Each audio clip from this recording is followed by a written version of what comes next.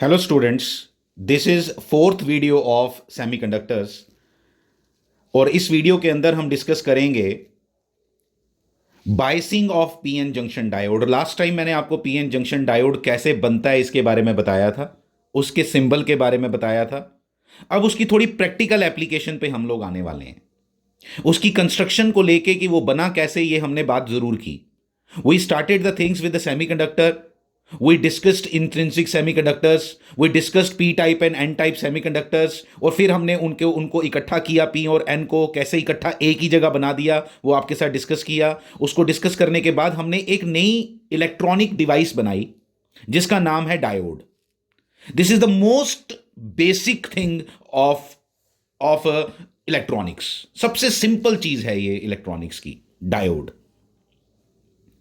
फिर इसके बाद जैसे पी एन है ना, तो पी एन पी बनाएंगे तो उसको क्या बोलते हैं मैं बताता हूं आपको। पी एन पी एक और तीसरा भी लगा देंगे। अभी पी एन था ना सिर्फ, तो डायोड बना। अब जब पी एन पी लगाएंगे तो उसको ट्रांजिस्टर बोलेंगे, उसको ट्रायोड भी बोलते हैं, उसको ट्रांजिस्टर बोलेंगे। वो भी आपके सिलेबस में है।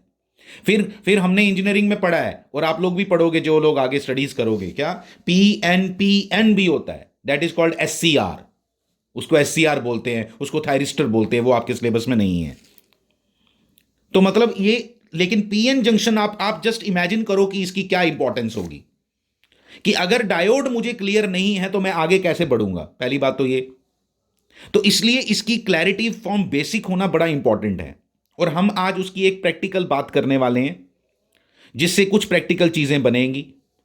आपके मोबाइल का चार्जर इसी से बनेगा। यस, बिल्कुल इसी से बनेगा। आपके मोबाइल के चार्जर के बारे में मैं आपको एक सिंपल बात अभी स्टार्ट करके इंटरेस्टिंग बनाने के लिए बता देता हूं, कि आपके मोबाइल के चार्जर इतना मोटा क्यों है।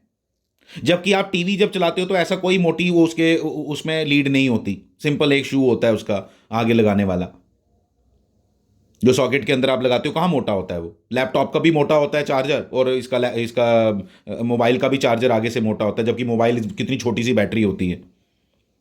तो उसका इतना बड़ा क्यों? टीवी का बिल्कुल नहीं होता, बिल्कुल बिल्कुल पतली सी वो दो दो पॉइंट वाला बस होता है, उसमें कुछ भी नहीं होता है। सब मतलब मोटा नहीं दिखता है वो। मोटा दिखने का मतलब है अंदर कुछ होगा ना, इसका ये मतलब है। मोटा दिखने का मतलब ये है, जस्ट मोटा नहीं है, उसके अंदर कुछ ऐसा है जिसकी वजह से वो मोटा दिखाई दे रहा है। अब उसके अंदर क्या है वो हमने समझना है, और क्यों है ये हमने समझना है। पहली बात ये कि हमारे घरों के अंदर जो सप्लाई है वो एसी है। आपका जो मोबाइल है उसके अंदर बैटरी है, बैटरी मतलब डीसी है। तो समस्या पड़ गई ना, चार्ज कैसे करें? एसी को डीसी से कैसे डीसी उसको चार्ज करने के लिए क्या चाहिए? डीसी।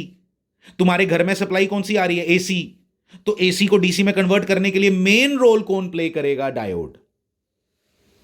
जो आपने बनाना सीख लिया, लेकिन अब उसके थोड़ी सी एप्लीकेशन पॉइंट ऑफ व्यू से इस वीडियो के अंदर हम डिस्कस जरूर करेंगे।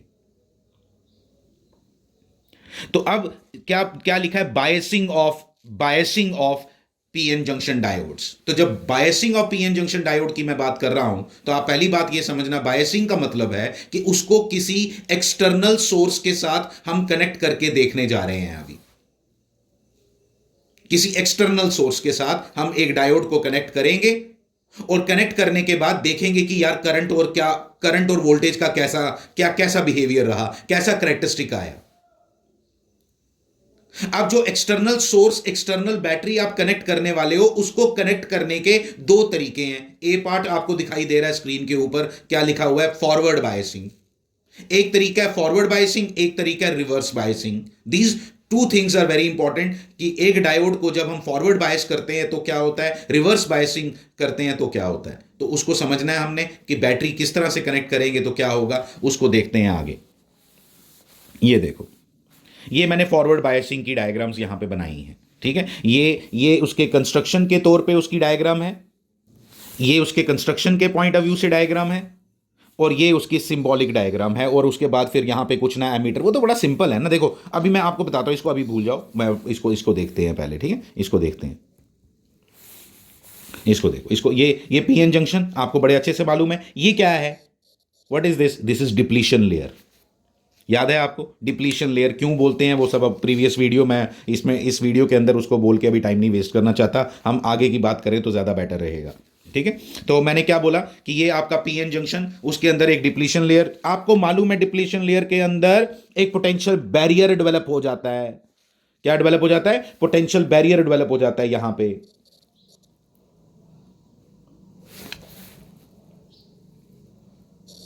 इसको फिक्शियस बैटरी भी लिखते हैं कई लोग, फिक्शियस बैटरी, झूठ मूठ की बैटरी, फिक्शियस, फिक्शियस बैटरी। ठीक है, तो फिक्शियस बैटरी मतलब झूठ मूठ की बैटरी, एक्चुअल कोई बैटरी नहीं लगाई है, लेकिन एक बैटरी जैसा बिहेवियर दिखाई दे रहा है। तो और वो बैरियर है, बैरियर क्योंकि उसने अब जो मूवमेंट पहले शुरू हुई थी, होल्स और इलेक्ट्रॉन्स का, होल्स जो है वो पी रीजन से एन रीजन की तरफ जा रहे थे और एन रीजन के इलेक्ट्रॉन्स पी रीजन की तरफ आ रहे थे, डिफ्यूजन हो रहा था दोनों का, उनके उनके डेंसिटीज की वजह से, क्योंकि पी रीजन में होल्स की डेंसिटी ज्यादा है और एन रीजन में इलेक्ट्रॉन्स की डेंसिटी ज्यादा। वो जो हो रहा था वो अब स्टॉप हो चुका है। उसको स्टॉप करने वाला कौन है? Potential barrier. यानी ये जो मोमेंटरी करंट फ्लो करी थी, डिफ्यूजन करंट, इसको स्टॉप किसने किया? पोटेंशियल बैरियर ने। अब जो पोटेंशियल बैरियर के स्टॉप किया, अब मैं अगर उसको दोबारा चलाना चाहता हूं तो मुझे इस पोटेंशियल बैरियर को तोड़ना पड़ेगा। तो अगर तुम इस पोटेंशियल बैरियर को तोड़ना चाहते हो तो तुमने बैटरी ऐसी लगाई जो इसको तोड़े, इस पोटेंशियल बैरियर को। देख लो ध्यान से, ध्यान से देखो, आप ध्यान से देखो, क्या उल्टी है या नहीं है? ये उल्टा है नहीं। देखो, जो बैटरी यहां थी, जो बैटरी मैं यहां बना देता हूं, नीचे गंद ना पड़े उधर से, जो फिक्शियस बैटरी है वो ऐसी है, दिखाई दे रहा है आपको नेगेटिव, ये देखो नेगेटिव दिखाई दे रहे हैं। ठीक है, ये बैटरी और ये बैटरी उल्टी लगी है। ठीक है, तो जो उल्टी लगी है तो ये इसको तोड़ेगा। और तोड़ने का तरीका क्या होता है? सिंपल तरीके से अगर आपको कोई पूछे ना फॉरवर्ड बायस क्या होता है, पहली बात बोल देनी है आपने। दो तरीके से मैं बताता हूं। एक ऐसी एक्सटर्नल बैटरी जो इस पोटेंशियल बैरियर को तोड़ने का काम करे, बैरियर है, रुकावट है, रुकावट को तोड़ना पड़ेगा अगर तुम करंट चाहते हो तो, जो तोड़ने का काम करे उसको क्या बोलते हैं? उसको बोलते हैं फॉरवर्ड बायस। मतलब ऐसी बैटरी जो ऐसे कनेक्ट करे उसको, वो इस डायोड को फॉरवर्ड बायस कर रही है। ठीक है, और अगर क्या हो, अगर ये बैटरी ऐसी हो, नहीं दूसरी लैंग्वेज में, इसी फॉरवर्ड बायस को दूसरी लैंग्वेज में क्या बोलेंगे? अगर P के साथ, P मतलब आप पॉजिटिव मान सकते हो, N मतलब क्या हुआ? नेगेटिव। तो P अगर पॉजिटिव टर्मिनल के साथ कनेक्टेड है, N अगर नेगेटिव टर्मिनल के साथ कनेक्टेड है, इसको भी फॉरवर्ड बायस आप इस लैंग्वेज में भी बोल सकते हो। लेकिन बेटर लैंग्वेज वो है जो मैंने पहले बोली, कि पोटेंशियल बैरियर को तोड़ने का जो काम करे, डिप्लीशन लेयर को जो थिन करने का काम करे, उसको हम फॉरवर्ड बायसिंग कहते हैं। This is forward biasing. अच्छा, फिर मैंने आपको बोला ये तो फॉरवर्ड बायसिंग थी। अब मैं इसके कैरेक्टरिस्टिक्स बनाना चाहता हूं यार, कि वोल्टेज मैं यहां पे अगर वेरिएबल बैटरी लगाऊं, देखो बाद में मैंने वेरिएबल बैटरी दिखाई है, मेक इट वेरिएबल। ये वेरिएबल, ये एरो ऐसे बना दो तो इसका मतलब होता है कि बैटरी जो है वेरिएबल है, जिसकी वोल्टेज फिक्स नहीं है, जिसकी वोल्टेज को मैं अपनी मर्जी से चेंज कर सकता हूं। एक नॉब लगा हुआ है, नॉब से मैं नॉब को घुमाऊंगा तो बैटरी की वोल्टेज चेंज होगी। ठीक है, तो ये बैटरी की वोल्टेज चेंज होगी। देखो अब इसमें क्या बात है और, ठीक है, अब इसको यहां क्या दिखाया हुआ है? ये कैरेक्टरिस्टिक्स बनाने के लिए लैब की डायग्राम होती है, ये वाली जो हमने बनाई है। ठीक है, आपने अगर कैरेक्टरिस्टिक्स पेपर में आए तो ये दोनों डायग्राम्स आप बनाओ, दोनों बनाओ। ठीक है, पेपर में क्वेश्चन जब भी आएगा फॉरवर्ड बायसिंग पे, दोनों डायग्राम बनाओ। क्या क्या बनाओ मैं बताता हूँ, कैरेक्टरिस्टिक्स भी बनाने हैं इसके, कैरेक्टरिस्टिक्स मैं अभी दिखाऊंगा आपको, लेकिन पहले इसको डायग्राम को जरा समझ लेते हैं। This is very simple, don't complicated. Diode, अब कौन बड़ा बड़ा इतना डायोड बनाता रहेगा, इसलिए हम जल्दी जल्दी ये ऐसे डायोड बनाते हैं। फाइन, मैं डायोड के साथ एक क्या लगाने वाला हूं? मैं डायोड के साथ एक ऐसी बैटरी लगाने वाला हूं जो इसको फॉरवर्ड बायस करे। लग जी, कर लिया जी फॉरवर्ड बायस, और वो वेरिएबल बैटरी बनाना चाहता हूं। बस ये फॉरवर्ड बायसिंग का सर्किट है, इतना सा। तो बोलोगे बाकी क्या लगा दिया सर आपने? बाकी क्या लगा दिया? कुछ नहीं लगाया यार। अब करंट और वोल्टेज को मेजर करना है तो एमीटर नहीं लगाएंगे क्या? एमीटर कहां लगाएंगे? एमीटर लगाएंगे सीरीज में, एमीटर लगाएंगे सीरीज में। और हमें पहले से आइडिया होता है कि जो फॉरवर्ड बायस के टाइम पे करंट फ्लो करती है, ये आइडिया होना चाहिए। ये आप एमीटर्स जब भी लगाते हो ना, एमीटर की रेंज, तो रेंज नहीं पूछोगे कौन सी रेंज का लगाऊं यार? करंट अगर माइक्रो एम्पियर हो और तुम अगर एमीटर लगा दो एम्पियर वाला, ठीक है, एम्पियर वाला जो एम्पियर की रेंज को मेजर कर सकता हो, तो वो तो उसकी रीडिंग ही शो नहीं करेगा। तो डिपेंड करता है। तो इसलिए मेरे को पहले से आइडिया होना चाहिए कि भाई फॉरवर्ड बायस जब करते हैं लैब के अंदर, जब मैं ये बात कर रहा हूं, कि मुझे पहले से मालूम होना चाहिए कि फॉरवर्ड बायस जब हम करते हैं यार डायोड को, तो जब हम बैटरी के साथ, उसके साथ बैटरी लगाते हैं और उसको वेरिएबल, तो करंट जो है वो मिली एम्पियर्स में रहती है। तो मिली एम्पियर में रहती है तो भाई बोलो उसको मुझे मिली एमीटर दो, एक ऐसा एमीटर दो जिसकी रेंज जो है वो मिली एमीटर में हो, वो छोटी छोटी करंट को भी मेजर कर ले, मिली एम्पियर वाली करंट को भी मेजर कर ले। तुम नॉर्मल जो मार्केट से अगर बोलोगे भाई मेरे को ऐसा एमीटर दो जो वन वन वन वन से लेके 10 एम्पियर तक मेजर करे, तो वो वाला थोड़ा ये मिली को मेजर कर पाएगा, वो तो शो ही नहीं कर पाएगा रीडिंग उसकी। मिली एम्पियर मतलब 1 एम्पियर का 1000th पार्ट, तो उसको थोड़ा मेजर कर पाएगा वो। ऐसा होगा, देखो 0 1 2 3 4 सो ऑन, ठीक है 10 तक जा रहा है। अब मान लो milli ampere current flow, 10 milli ampere current flow करी, अब 10 मिली एम्पियर यहां कहां बनाऊं, यहां क्या रीडिंग शो करेगा, बस जस्ट हिलेगा, वो बड़ी मुश्किल से हिलेगा। तो तुम रीडिंग मेजर कर पाओगे वो मिली एम्पियर में क्या होगी, नहीं कर पाओगे। इसलिए ये पहले से पता होना कि भाई मुझे जो एमीटर लगाना है वो कौन सा हो, एमीटर जो लगाना है वो कौन सा वाला हो, वो मिली एमीटर की मिली एम्पियर की रेंज का हो, ये मेरे को पहले से मालूम होना चाहिए, एक बात। और दूसरी बात, वोल्ट मीटर पैरेलल में लगाना है, बस यहां लगाना है वोल्ट मीटर। ये डायग्राम है और कुछ नहीं दिखाया हुआ मैंने यहां पे, और कुछ मुश्किल नहीं है इसके अंदर, ठीक है, दिस इज सो सिंपल। तो अब ये हमें समझ आ गई डायग्राम। अब ये डायग्राम समझने के बाद अब फॉरवर्ड बायस करने पे होता क्या है, इसको जरा डिस्कस करते हैं। मैंने आपको बता दूं कि बैटरी की वोल्टेज को मैं जरा समझता हूं। बैटरी की वोल्टेज जब मैंने 0.1 एम्पियर 0.1 वोल्ट रखी, कोई खास करंट फ्लो नहीं करी, बहुत कम करंट। 0.2 वोल्ट कोई खास करंट नहीं, 0.3 वोल्ट कोई खास करंट नहीं, 0.5 वोल्ट कोई खास करंट नहीं। सिलिकॉन है, मान लो ये सिलिकॉन से बना हुआ ये है, तो सिलिकॉन के केस में 0.7 वोल्ट, अगर आपको याद हो क्या होता है पोटेंशियल बैरियर, कितना होता है 0.7 वोल्ट। और जर्मेनियम के केस में 0.3 होता है, तो जर्मेनियम होता तो यहीं टूट जाना था पोटेंशियल बैरियर, लेकिन सिलिकॉन के केस में कहां टूटेगा 0.7 वोल्ट पर। जैसे ही 0.7 वोल्ट पे टूटेगा तो एकदम करंट फ्लो करेगी। बस ये पोटेंशियल बैरियर के टूटने का देर था। ये करेक्टरिस्टिक्स आएंगे फॉरवर्ड बायस करेक्टरिस्टिक्स, ये वोल्टेज बढ़ रही है और ये करंट मेजर हो रही है, तो एकदम करंट बढ़ जाएगी। बस इस तरह से आपने इस बात को अंडरस्टैंड करना है। ये आपके फॉरवर्ड बायस के करेक्टरिस्टिक्स हैं, नथिंग इज देयर। मैं डायग्राम अभी आपको दिखा देता हूं।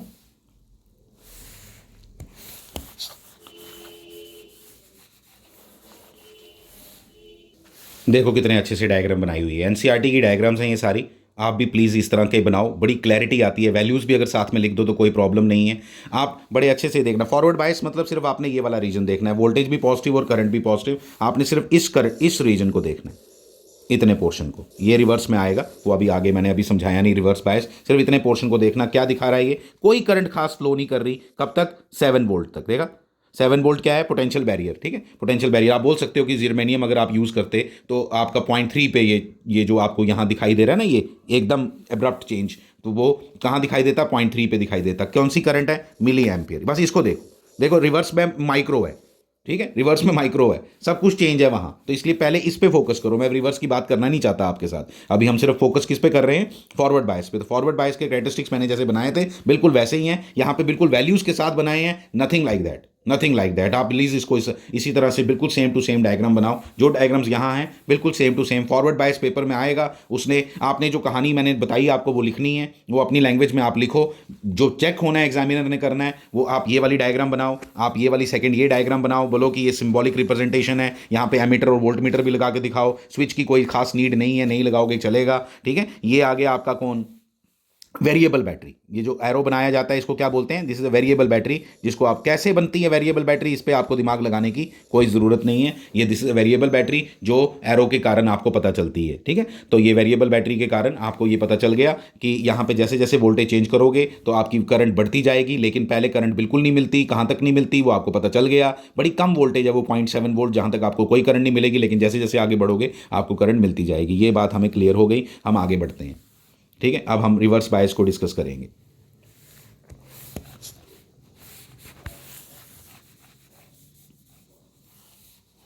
तो जो हम यहाँ पे एक्चुअली ये बना रहे हैं ना, क्या कहते हैं इसको, जो हम ये फॉरवर्ड बायस और रिवर्स बायस करेक्टरिस्टिक्स बना रहे हैं, तो आप ये करेक्टरिस्टिक्स बाद में भी दिखा सकते हो, कोई प्रॉब्लम नहीं है। पहले फॉरवर्ड बायस रिवर्स बायस दोनों एक्सप्लेन कर दो, बाद में ये करेक्टरिस्टिक्स बना लो, ठीक है। बाद में बना लो, कहीं पे भी बनाओ, आपने लिख देना वहाँ पे कि भाई ये this figure number 3 shows the reverse bias and forward bias characteristics. वो खुद पता चल जाएगा, उसको थोड़ा सा एक्सप्लेन कर देना है डिपेंडिंग अपॉन कि पेपर में कितने मार्क्स का क्वेश्चन आया। 5 मार्क्स का आया तो जरा ज़्यादा अच्छे से लिखो। डायग्राम्स मैंने इनफ हैं, 2 डायग्राम्स अभी आपको उसकी दिखानी है, किसकी, रिवर्स बायस की। तो इतना ही क्वेश्चन है और कितना होगा इसके अंदर, ठीक है। तो देखते हैं आप। अब ये आ गया आपका रिवर्स बायसिंग फिनोमिना। डायग्राम देखो, आपको खुद ही पता चल जाएगा। उल्टी बैटरी लगाई है, जो फॉरवर्ड में लगाई थी उससे उल्टी है। पी के साथ नेगेटिव कनेक्टेड है, एन के साथ पॉजिटिव कनेक्टेड है। आप दूसरी डायग्राम को भी देख सकते हो, यहाँ पे ये भी, यहाँ पे ये भी यही है। आपको क्लियरली क्या नज़र आती है यहाँ पे, बात मैं आपको बताता हूँ, जो यहाँ पे क्लियर कट आपको नज़र आनी चाहिए बात, कि पहले से हमें मालूम है कि जो रिवर्स बायस है ना, उसके अंदर करंट बहुत कम फ्लो करेगी। ठीक है, तो करंट बहुत कम फ्लो करेगी, इसलिए इसलिए उसको माइक्रो एम्पियर में दिखाया गया है। ठीक है, लेकिन रिवर्स बायसिंग एक इंटरेस्टिंग फिनोमिना है। रिवर्स बायसिंग बहुत इंपॉर्टेंट फिनोमिना है, जिसके ऊपर ज़्यादा बात करनी पड़ती है। फॉरवर्ड बायस के अंदर इतनी इंपॉर्टेंट चीज़ें नहीं है जितनी रिवर्स बायस के अंदर इंपॉर्टेंट चीज़ें हैं प्रेजेंट। तो इसलिए इस तरह इसको ज़रा ज़्यादा ध्यान से सुनना है और ज़्यादा इंपॉर्टेंट है ये सब। ठीक है, आप सुनना क्या मैं बोलने वाला हूँ। इसके अंदर सबसे पहली बात की रिवर्स बायस का आपको समझ आ गया।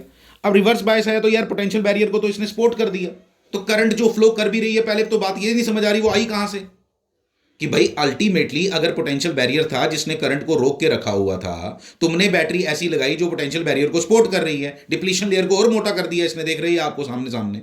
ठीक है, डिप्लीशन लेयर को और मोटा कर दिया। तो अब मुझे एक बात बताओ कि भाई अल्टीमेटली करंट आएगी कहां से, फिर करंट आएगी माइनॉरिटी चार्ज कैरियर से। इन होल्स के लिए जो इसके अंदर मेजॉरिटी चार्ज कैरियर होल्ड थे, और इसके अंदर minority charge carriers, sorry majority charge carriers hole थे, माइनॉरिटी चार्ज कैरियर इलेक्ट्रॉन भी तो थे। इसके अंदर मेजॉरिटी चार्ज कैरियर इलेक्ट्रॉन थे, लेकिन मिनॉरिटी चार्ज कैरियर होल भी तो होते, जो जो इंट्रिंसिक के कारण इंट्रिंसिक में भी होते हैं। जो इंट्रिंसिक में जो होते हैं वो क्यों होते हैं, उसके वजह से ये भी हैं थर्मली जनरेटेड। रूम टेम्परेचर पे थोड़े से इंट्रिंसिक में भी थे या नहीं थे, तो बस वो भी थे। तो अल्टीमेटली इंट्रिंसिक से ही तो बना है ये। तो अल्टीमेटली जो इंट्रिंसिक के अंदर होते हैं, जो इंट्रिंसिक के अंदर पहले से थे, वो आपके मिनॉरिटी चार्ज कैरियर्स हैं। तो मिनॉरिटी चार्ज कैरियर्स पी में कौन है, इलेक्ट्रॉन। अब आप ध्यान दो, अब इन इनके लिए तो ये बैरियर है, लेकिन इनके लिए थोड़ा बैरियर है मिनॉरिटी वालों के लिए। तो इसलिए जो करंट थोड़ी सी फ्लो, वो थोड़ी करंट है, इसलिए माइक्रो एम्पियर है। इसलिए थोड़ी सी करंट जो फ्लो करती है रिवर्स बायस में, that is because of minority charge carrier. पहली बात आपने जो लिखनी है वो ये है कि रिवर्स बायस के अंदर जो करंट फ्लो करेगी, that is only because of minority charge carriers. वो मिनॉरिटी चार्ज कैरियर्स के कारण करंट फ्लो करती है। ठीक है जी, बात समझ आ गई। ठीक है, जरा करेक्टरिस्टिक्स देखें, इसके पहले मैंने बना दिए थे वो, तो करेक्टरिस्टिक्स में भी यही दिखाई दे रहा है कि भाई आपने देखो कितनी कितनी वोल्टेज भी देखो, आप वोल्टेज की वैल्यूज देखो, वैल्यूज बड़ी अच्छी हैं यहाँ पे, मैं तभी आपको बता रहा हूँ। वैल्यूज यहाँ पे ये ग्राफ में वैल्यूज जो लिखी हुई है ना, ये बिल्कुल ग्राफ ऐसा ही बनना चाहिए जैसा ये बनाया हुआ है, और ये बिल्कुल प्रैक्टिकल ग्राफ है। आप बड़े अच्छे से इस चीज को देखो, क्या कि फॉरवर्ड बायस में वोल्टेज देखो 0.2, 0.3, 0.4 पॉइंट, कोई यहाँ पे 80 वोल्ट 90 वोल्ट तक कोई करंट फ्लो नहीं कर रही, बड़ी कम ही हुई, वो जीरो, लगभग जीरो करंट है। लेकिन अगर तुम एक लेवल से ऊपर की करंट रख दो ना, एक लेवल से ऊपर की अगर आप वोल्टेज दे दो ना, रिवर्स में मतलब इसलिए उल्टी बनाई है ये, इससे उल्टी है ना इसलिए, और अल्टीमेटली जो करंट है वो भी उल्टी करंट क्यों उल्टी है, करंट भी नेगेटिव डायरेक्शन में है ना, करंट क्यों नेगेटिव डायरेक्शन में बनाई है, और बनाई कौन सी है, माइक्रो में। ये देखो माइक्रो लिखना इंपॉर्टेंट है, यही एग्जामिनर चेक करेगा आपका मिली और माइक्रो, कि आपको मालूम है ये बातें या नहीं। यहां पे लिखे ना, आपके वैल्यूज देखो, यहां पे वैल्यूज देखो, कितना इंटरेस्टिंग है ये सब। ठीक है, तो क्या बोल रहा हूं मैं कि 190 वोल्ट तक जब हम गए तो फिर जाके एब्रप्टली करंट बढ़ी। पहली बात तो ये बढ़ी क्यों, इतनी बात तो पहले याद रख लो। रिवर्स बायस के अंदर अगर करंट फ्लो करेगी तो वो मिनॉरिटी चार्ज कैरियर्स के कारण करेगी, अदरवाइज नहीं करेगी। अगर यहां पे एब्रप्टली करंट जो इंक्रीज कर रही है, अगर करी है, तो ये भी मिनॉरिटी चार्ज कैरियर्स के कारण है। ऐसा नहीं सोच लेना कि ये कोई मेजॉरिटी चार्ज कैरियर आ गए, तो मिनॉरिटी चार्ज कैरियर के कारण ही ये करंट फ्लो करने वाली है। लेकिन ऐसा कुछ हुआ है, करेक्टरिस्टिक्स ये बता रहे हैं कि ऐसा कुछ हुआ है कि अचानक एक वोल्टेज के बाद, जिसको इसने वीबीआर लिखा है, रिवर्स ब्रेकडाउन वोल्टेज, वीबीआर का मतलब होता है रिवर्स ब्रेकडाउन वोल्टेज, एक ब्रेकडाउन हुआ है और अचानक मिनॉरिटी चार्ज कैरियर्स की संख्या बढ़ गई है। The number has been increase tremendously abruptly. तो वो कैसे हुआ उसको हमने समझना है। उसको होने के दो कारण हैं, depending upon the doping levels, जो मैं बोल रहा हूं उसको लिखना, depending upon the doping levels, this breakdown is of two types.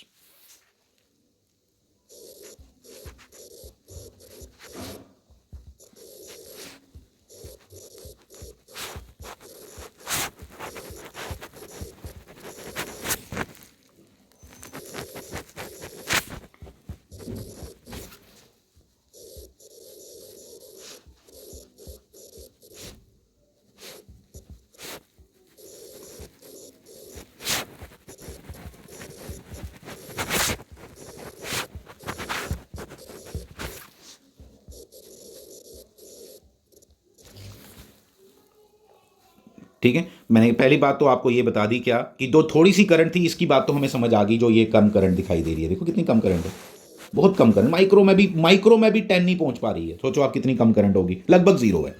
लेकिन अचानक जो बढ़ी, वो क्यों बढ़ी, उसको समझाने के दो, मतलब समझाने के दो तरीके नहीं बोलूंगा उसको, मैं ये बोलूंगा कि दो तरह की चीजें बन सकती हैं। डोपिंग का मतलब होता है कि भाई आपने जो इंप्योरिटी ऐड की है वो ज्यादा की है या कम की है, डोपिंग लेवल का ये मतलब है। ठीक है, कि उसकी वो जो आपने डोपिंग अंदर जो इलेक्ट्रॉन डाले थे, मतलब कितने कितने कितने इंट्रिंसिक एटम्स के पीछे आपने एक डोपेंट डाला था, वो आपने बताना है। ठीक है, तो अगर आपने ज्यादा डाला या कम डाला, मैं वैल्यूज पे बिल्कुल भी ध्यान नहीं देना चाहता, ना मैं चाहता हूं कि आप वो वैल्यूज याद रखो, आप सिर्फ इतनी बात याद रखो कि अगर डोपिंग ज्यादा होगी, अगर डोपिंग ज्यादा हो तो डिप्लीशन लेयर थिन होती है, याद रखोगे।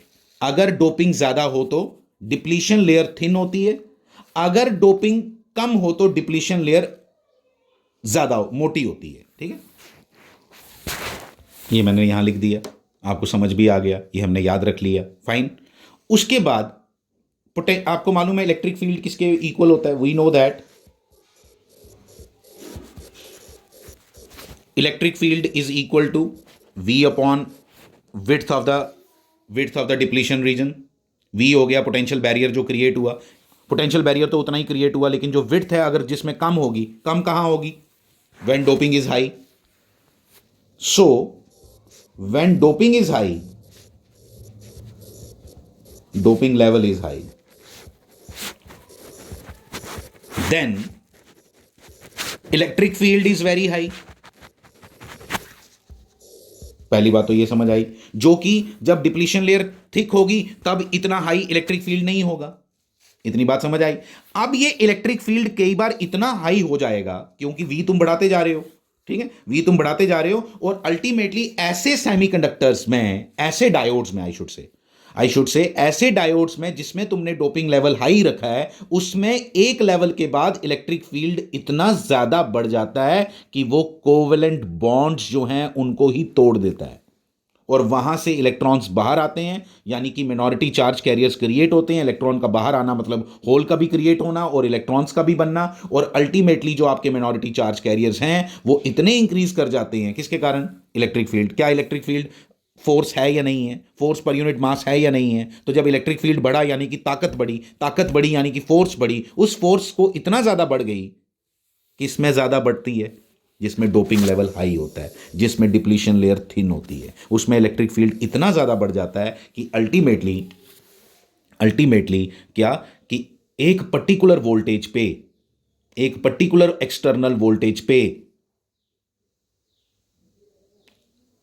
आपके इलेक्ट्रिक फील्ड की वैल्यू इतनी ज्यादा बढ़ जाती है कि कोवेलेंट बॉन्ड्स को वो ब्रेक कर देता है, और कोवेलेंट बॉन्ड्स को ब्रेक करने के कारण मिनॉरिटी चार्ज कैरियर्स ट्रेमेंडसली बढ़ जाते हैं, और अल्टीमेटली ऐसे ब्रेकडाउन को हम जीनर ब्रेकडाउन बोलते हैं। एंड वेरी इंपॉर्टेंट है ये, हमने क्योंकि आगे जाके एक और डायोड पढ़ना है, स्पेशल टाइप ऑफ डायोड पढ़ना है जिसका नाम ही जीनर डायोड है, और उसका पूरा बेसिक मैंने आपको अभी यहां बताया है।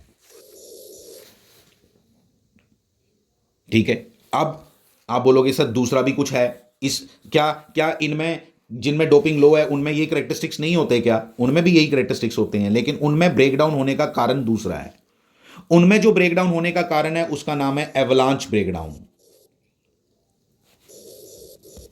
एवलांच ब्रेकडाउन, उसके अंदर कोवेलेंट बॉन्ड्स नहीं टूटते। उसके अंदर क्या होता है कि उसके अंदर जो मिनॉरिटी चार्ज कैरियर जो ऑलरेडी करंट क्रिएटेड थी, इलेक्ट्रिक फील्ड उसमें भी बढ़ता है, ऑब्वियसली उसमें भी बढ़ेगा क्योंकि तुम वी बढ़ाते जा रहे हो बाहर से। तो जैसे जैसे वी बढ़ाते जा रहे हो तो अल्टीमेटली क्या होता है कि जो माइनॉरिटी चार्ज कैरियर्स हैं उन वो इतने ज्यादा एक्सेलरेट कर जाते हैं, एक्सेलरेशन उनमें इतनी प्रोड्यूस हो जाती है कि वो कोवेलेंट बॉन्ड के अंदर जो इलेक्ट्रॉन्स हैं उनके साथ कोलिजन्स होते हैं, और उनके साथ कोलिजन्स होने के बाद वो बाहर आते हैं। देखो दोनों में डिफरेंस है, वहां पे इलेक्ट्रिक फील्ड ने डायरेक्ट कोवेलेंट बॉन्ड को ब्रेक किया, यहां पे जो मिनॉरिटी चार्ज कैरियर्स हैं वो इतने एक्सेलरेट कर गए एवलांच ब्रेकडाउन में कि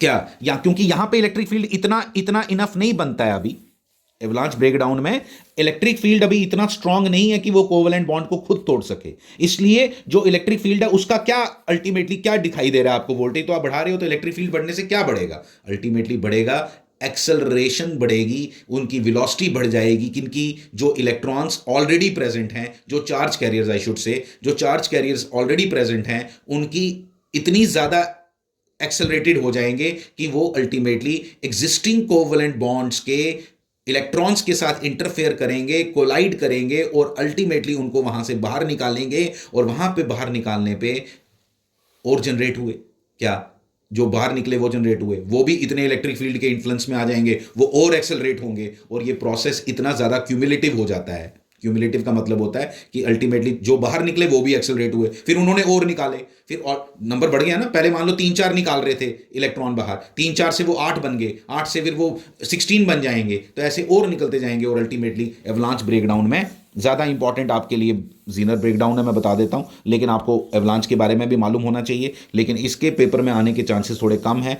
Zener breakdown as it is नहीं पूछा जाता, लेकिन जीनर डायोड पूछा जाता है, तो जीनर डायोड को समझने के लिए जीनर ब्रेकडाउन को समझना इंपॉर्टेंट था। इसलिए एक बात मैं यहीं पे अभी कंक्लूड कर देता हूँ, क्या कि जब हम जीनर डायोड के बारे में बात करेंगे तो पहली प्रॉपर्टी उसकी क्या होगी बताओ, उसकी पहली प्रॉपर्टी होगी उसका डोपिंग लेवल हाई होगा, हैंस उसकी डिप्लीशन लेयर थिन होगी, हैंस उसके अंदर इलेक्ट्रिक फील्ड इतना हाई होगा कि वो कोवेलेंट बॉन्ड्स को तोड़ेगा। फिर आगे का फिनोमिना हम उसमें जीनर डायोड में डिस्कस करेंगे। आप ज़रा इस बात को समझ लो, this is a very important question, forward bias and reverse bias characteristics के साथ आपको दिखा दिया मैंने सारा, ठीक है, ये सारा आपको दिखाया, इसको अच्छे से आपने समझना है। ये डायग्राम्स की 5 डायग्राम्स आपको दिखाई दे रही हैं, एक ग्राफ फॉरवर्ड और रिवर्स बायस का इकट्ठा, और साइमल्टेनियसली आपको दिखाई दे रहा है क्या, साइमल्टेनियसली आपको ये 2 डायग्राम्स, ये डायग्राम्स तो बिल्कुल वैसे ही हैं, ठीक है, स्विच नहीं भी बनाओगे मुझे कोई प्रॉब्लम नहीं है, ठीक है, ये सब आपने अच्छे से इनको बनाना है, साफ साफ बनाओगे। जितनी कहानी मैंने, अगर आप मान लो पेपर में आपको इतना बड़ा क्वेश्चन नहीं आता, तो आप रिवर्स बायस के अंदर मैं आपको अभी बता देता हूँ, जीनर ब्रेकडाउन और एवलांच ब्रेकडाउन को आप स्किप कर सकते हो, ठीक है, आप स्किप कर सकते हो, आपको कोई इसमें बड़ी ज़्यादा कहानी लिखने की ज़रूरत नहीं है। Depending upon the situation, depending upon the time, depending upon the weightage of the question, आप उसी अकॉर्डिंग ये काम करोगे। Thank you very much.